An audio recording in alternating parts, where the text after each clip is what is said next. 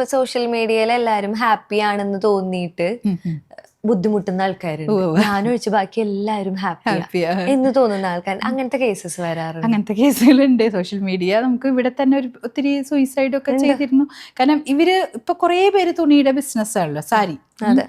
അപ്പൊ ഇതങ്ങനെ സാരി എടുത്ത് 4 ഷൂട്ട് ചെയ്ത് അത് കഴിഞ്ഞ് ഇവരിത് മാറ്റി വെച്ചവര് വേറൊരു പേഴ്സണാലിറ്റി ആയിട്ട് മാറും. കാരണം ഇതൊക്കെ ആക്ടിങ് ആണ്, ഫിലിമിങ് ആണ്. അപ്പോൾ അതുകൊണ്ട് അത് അവരുടെ റിയൽ പേഴ്സണാലിറ്റി അല്ല. പക്ഷെ ഇപ്പൊ നമ്മള് ഇപ്പൊ ഒരു സിനിമ കണ്ടു, ആ സിനിമയിൽ ഒരു നായകന് കുറച്ച് കാര്യങ്ങൾ ചെയ്യുന്നു, അത് സിനിമയാണ്, അത് ചിലപ്പോൾ റിയാലിറ്റി ആയിട്ടൊരു ബന്ധം ഉണ്ടാവണമെന്നില്ല.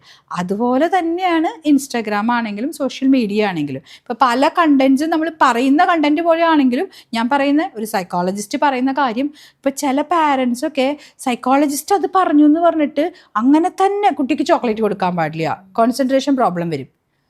കുട്ടിക്ക് ADHD ഉണ്ടെങ്കിൽ ചോക്ലേറ്റ് കൊടുക്കുന്നതിൽ റെസ്ട്രിക്ഷൻ ഉണ്ട്. പക്ഷേ സാധാരണ ഫോക്കസ് കൂടാൻ ചോക്ലേറ്റ് കഴിക്കാനും പറ്റും.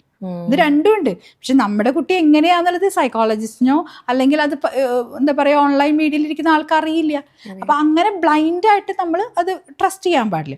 അതുപോലെ ഇപ്പോൾ ഒരുപാട് ഫാമിലി വ്ളോഗ് ചെയ്യുന്ന ആൾക്കാരുണ്ട്. അവർ നോക്കുമ്പോൾ രാവിലെ എണീറ്റ് വരുന്നു, ഭാര്യ കാല് തൊട്ട് വന്നിക്കുന്നു, ഭർത്താവ് കെട്ടിപ്പിടിക്കുന്നു, അങ്ങനെ അത് സിനിമയാണ്. അവരതുകൊണ്ട് അവരുടെ ബിസിനസ്സാണത്. അവരത് കിട്ടാൻ വേണ്ടി ടാർഗറ്റ് ചെയ്ത് അവർ ചെയ്യുന്നു. അവരൊരു കഴിവുള്ള ആക്ടിങ്ങിൽ കഴിവുള്ള ആൾക്കാരാണ്.